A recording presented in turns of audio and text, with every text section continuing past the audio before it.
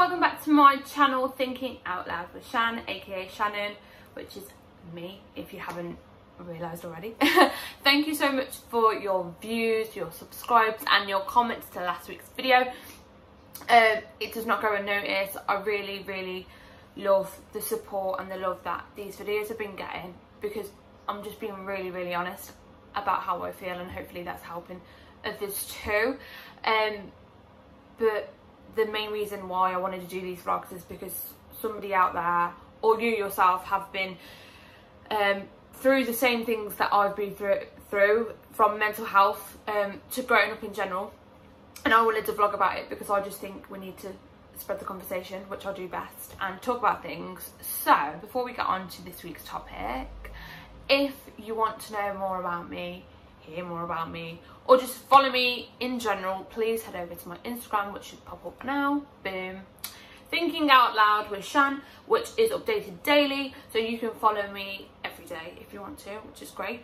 And if you really like this video, please give it a massive thumbs up and subscribe. Every week I still get so happy that I know how to do a pop-up in a video. But yeah, subscribe to me. Every night, Monday at 7 PM, you'll be getting a new vlog, which is very exciting.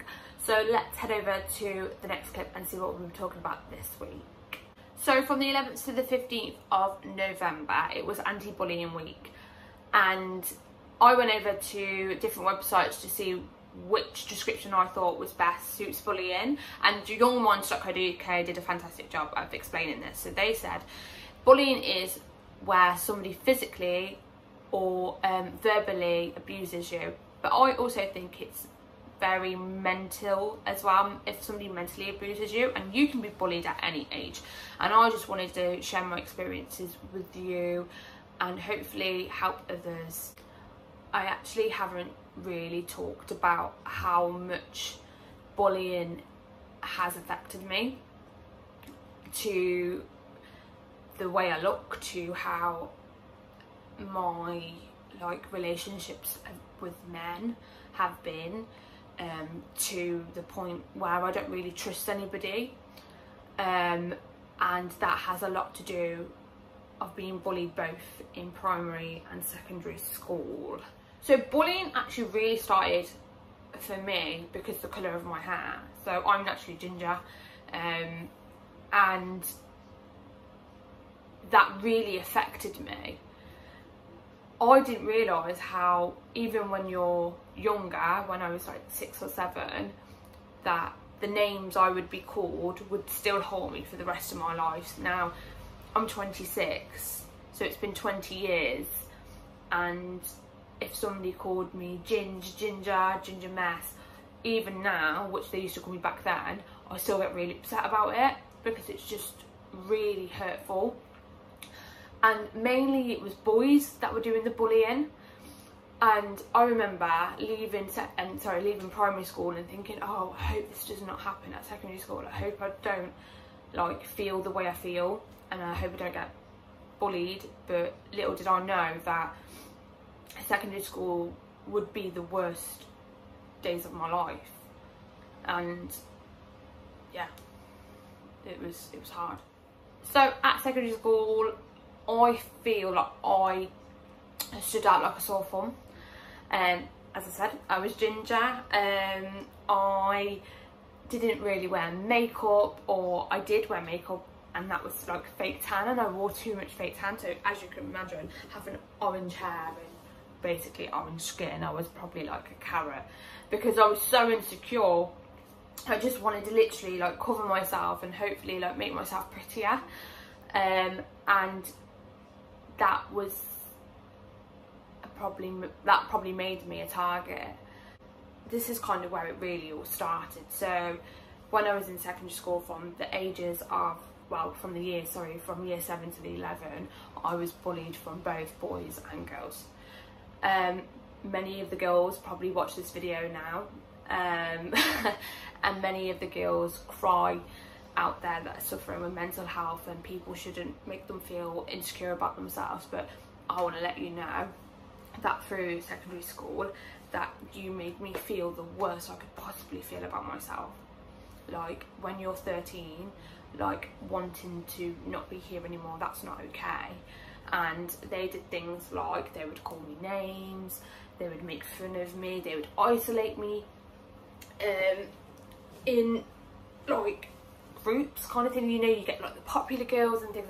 Like I just didn't feel like I wasn't included, because I was probably considered ugly from like my hair and the fact I wasn't slim, or this could be totally in my head, but I know like who they were and what they did. I just felt like they looked down on me, these girls and these boys. And there was one particular incident. This is like the worst thing that's ever happened to me, and I think it's really important to know how nearly 10 years on it still affects me to this day.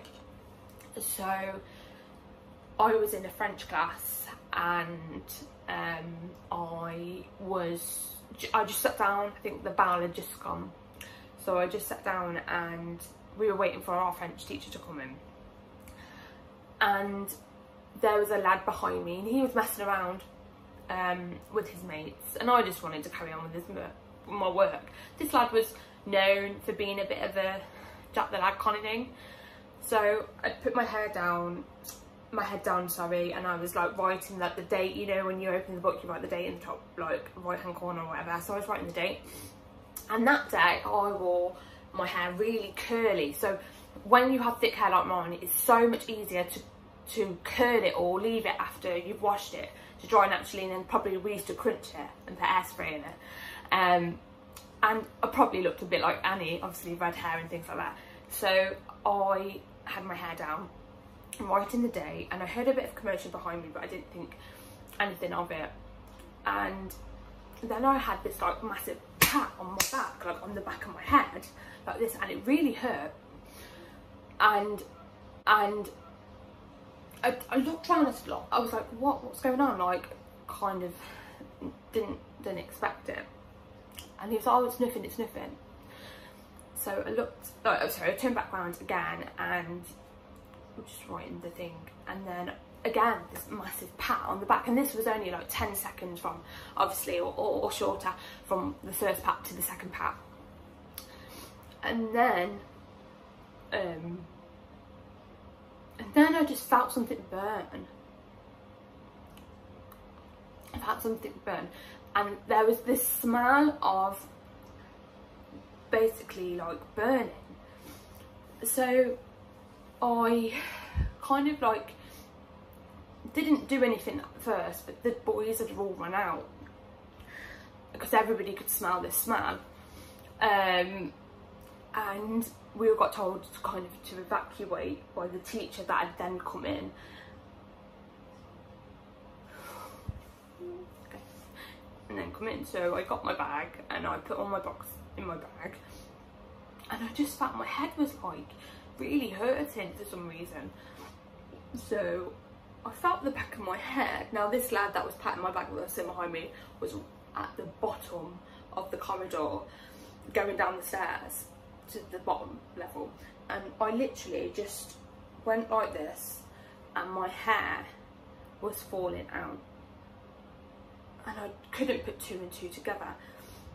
And it was like when you burn a piece of paper, it's got all the black bits. So I did it again, and again there was black bits in my hands. Little did I know that that lad had set my hair on fire. That lad had set my hair on fire.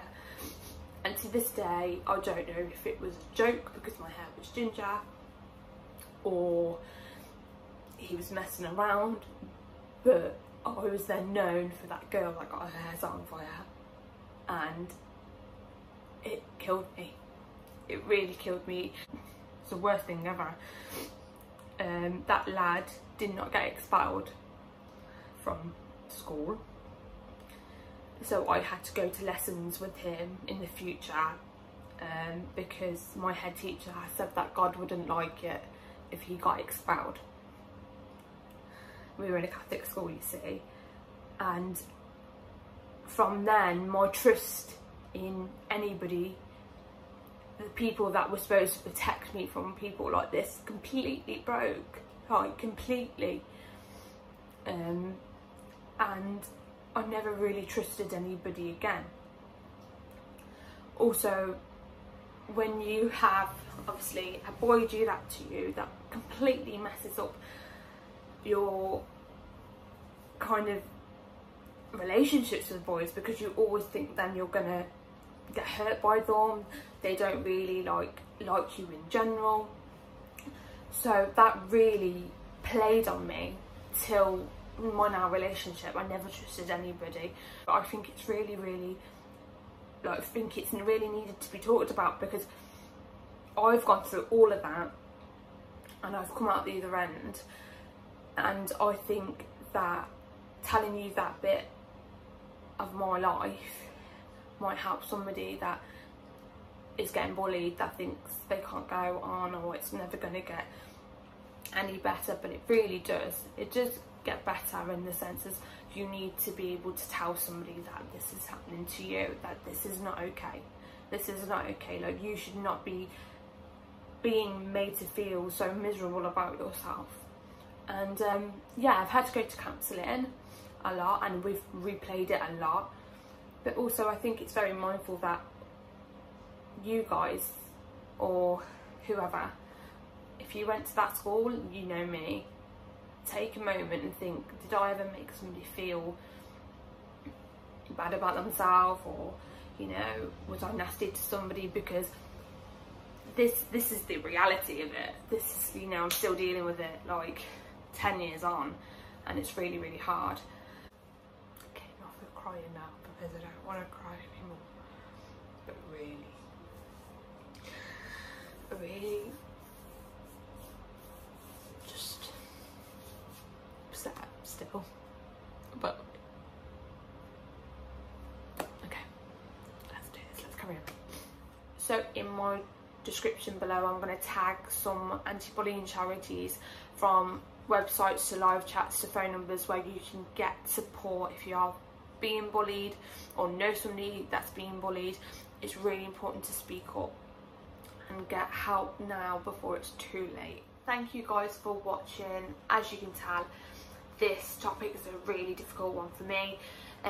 If you do like this video, then please give it a massive thumbs up and subscribe, and I'll see you guys next week at 7 PM for a brand new vlog.